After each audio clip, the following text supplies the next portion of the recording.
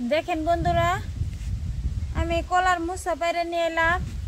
এই যে আমার হাতে আছে এই যে কুটাটা, এই হাটকি, এটাকে আমরা হাটকি কই। এই হাটকিতে আমরা কলার মোচাটা বাইরে নিয়ে এলাম। অনেক বড়, কত সুন্দর, একদম টাটকা। তো কলার মোচা দিয়ে আর ছোট ছোট মাছ দিয়ে আপনাদের মাঝে রান্নাটা করব। আপনারা সাথে থাকেন আর দেখতে থাকেন আমি কিরকম করে কলার মোচাটা রান্না করি।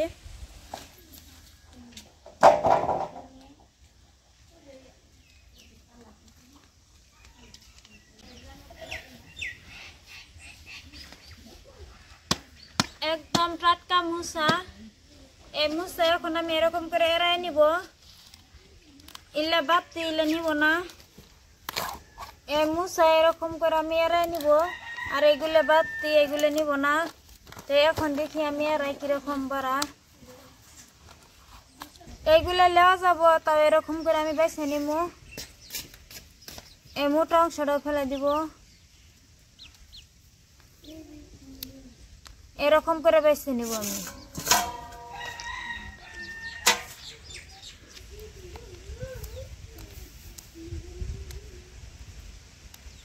এই বাতিগুলো এরকম করে আমি ফেলে দিই। এর মাঝে একটা এরকম করে একটা শক্ত, এটা সিদ্ধ করলে সিদ্ধ হয় না।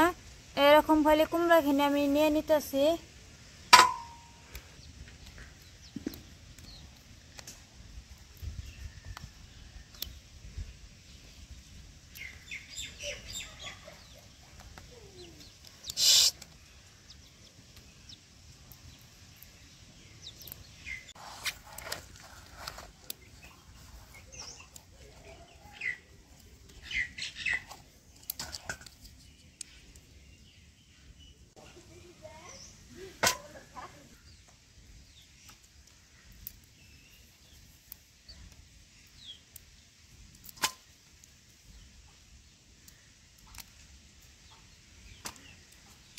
এই কলার মোচার ভিতরের অংশ কিনে একদম কষি, এরকম করে আমি বেছে নিতেছি।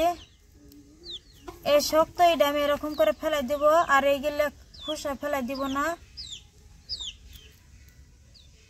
এরকম করে সাফা করে নিব, এরকম করে পরিষ্কার করে নিলে তাই হব। এই মোচার ভিতরের অংশ কিনে আমি বাদে কাটে নিব এরকম পিস পিস করে। তো এখন যদি কাটি কালো হয়ে যাবো, তাই আমি এখানে রেখে সাইডে রেখে দিব। আর এখন আমি তুলবো কয়টা লাইট ডুগা তুলবো। এই কলার মোচার মধ্যে লাইট ডুগা আর একটা বা দুটা মান আলু দিয়ে দিব, তাই খাইতে দারুণ টেস্টি লাগে। আর এই মোচার মধ্যে অনেক পরিমাণ ভিটামিন থাকে, অনেক টেস্টি আছে। আর এটা তো অনেক প্রচুর পরিমাণে ভিটামিন পাওয়া যায়। তো এখন আমি লাউয়ের ডুগা উঠে নিব।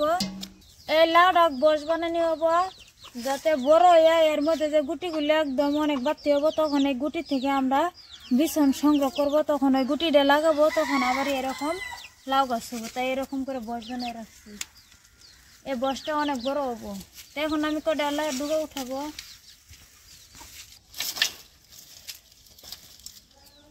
এই লাউয়ের ডুগা এখন আমি এরকম করে উঠাই নিব।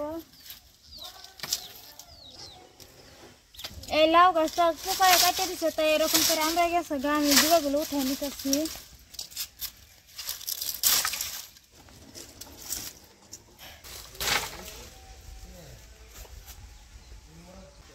আমি পরিমাণ মতন শাক উঠাই নিছি, এখন ভালো করে বেছে নিব।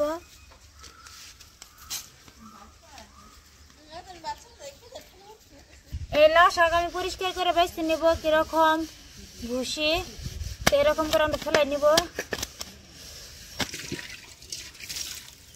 একটু বড় সাইজ করে কেটে নিব, শাকটা রান্না করলে মিলে যায়, তাই আমি একটু বড় বড় করে কেটে নিতেছি।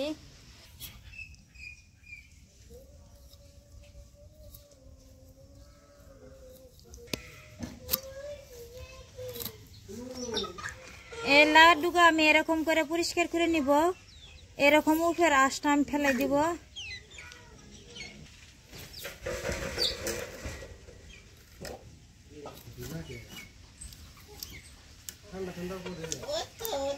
লাউ শাক আলু আমি কেটে নিছি, এখন আমি মাছ কাটবো।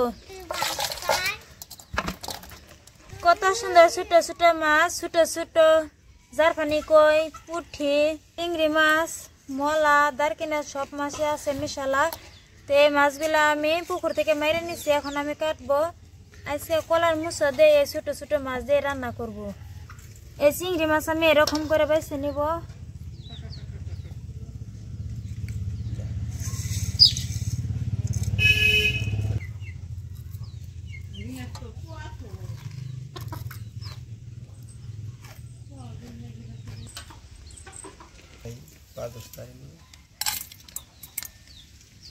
এদিকে চিংড়ি মাছ আমি কাটে এরকম করে আলাদা করে রাখছি, আর এদিকে ছোট দারকিনা মলা কয় মাছ এরকম করে রাখছি। এখন আমি পুকুর থেকে পরিষ্কার করে ধুয়ে নেব। এদিকে কলার মুসাও ধুয়ে নিছি, এদিকে শাক আর আলুও পরিষ্কার করে ধুয়ে নিছি। সবকিছু একসাথে মিক্স করে নিব। আজকে কলার মুসাটা অন্যরকম ভাবে রান্নাটা করব। তো আজকে আমি একদম শর্টকাট রান্না করব। সব মশলা দিয়ে মাছ দিয়ে একসাথে আমি কলার মুসা আর শাক একসাথে ভালো করে মাখাই নিব। পরিষ্কার করে ধুয়ে নিছি, শাক আর কলার মুসা একসাথে নিয়ে নিছি। তো এখন আমি মশলা দিব। কাঁচা লঙ্কা, সরষে, জিরা, রাঁধুনি একসাথে বাটা, পেঁয়াজ রসুন একসাথে বাটা, সবকিছু দিয়ে দিব। অল্প পরিমাণে হলদি পাউডার, কাঁচা লঙ্কা দিছি। ছোট মাছ দিয়ে রান্না করব, তাই একটু ঝাল ঝাল করে রান্না করব, তাই এখানে দিয়ে দিছি একটু গুঁড়ো মশলা, লঙ্কা পাউডার, স্বাদ মতন লবণ, অল্প পরিমাণে সরষের তেল। সব মশলা এখন আমি ভালো করে সবজির সাথে মাখাই নিব এরকম করে। ভালো করে মাখাই নিছি। এখনই হাফ রান্না হয়ে গেছে। কতটুকু ছিল মিলে কতটুকু হয়েছে, খুব সুন্দর একটা সেন্ট বার হয়েছে। এদিকে ঢাকনা দিয়ে দিলাম, রেস্টে 5 মিনিট সময় রেখে দিব। আর ওই ফাঁকে এখন আমি চুলায় আগুন জ্বালাই নিব।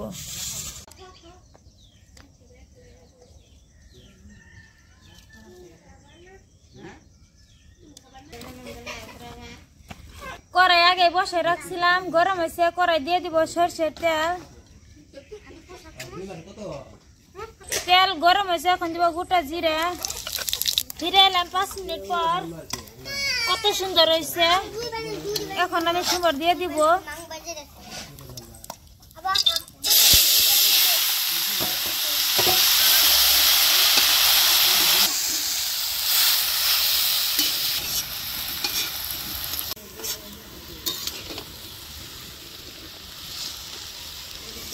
মশলার পানি দিয়ে দিব।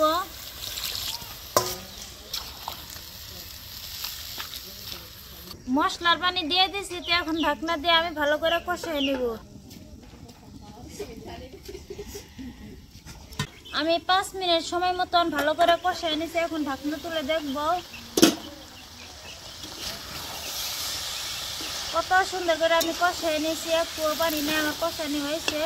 এখন সবকিছু ঠিকঠাক মতন সিদ্ধ হওয়ার জন্য দিয়ে দেবো অল্প পরিমাণে পানি।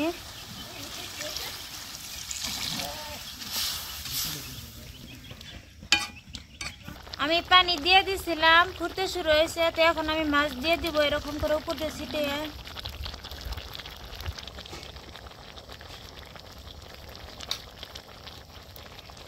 মাছ দিয়ে দিছি এরকম করে, আমি অল্প উপর দিয়ে এরকম করে পানি দিয়ে দিছি। মাছটা এখন হলুদ কালার হয়েছে। এখন আমি ঢাকনা দিয়ে ভালো করে জাল করে নিব। মাছ দেওয়ার পর আমি 6-7 মিনিট জাল করে নিছি। এখন আমি ঢাকনা তুলে দেখব কত সুন্দর হয়েছে। এরকম উপর দিয়ে ভুরভুরি নিয়ে এলে ভাববেন যে ঠিকঠাক মতন হয়েছে। তো এই পর্যায়ে চেক করে নিতে পারবেন লবণটা। তো আমার লবণ চেক করে নিছি, ঠিকঠাকই হয়েছে। তো এখন হয়েছে, আমি নামাই নিব।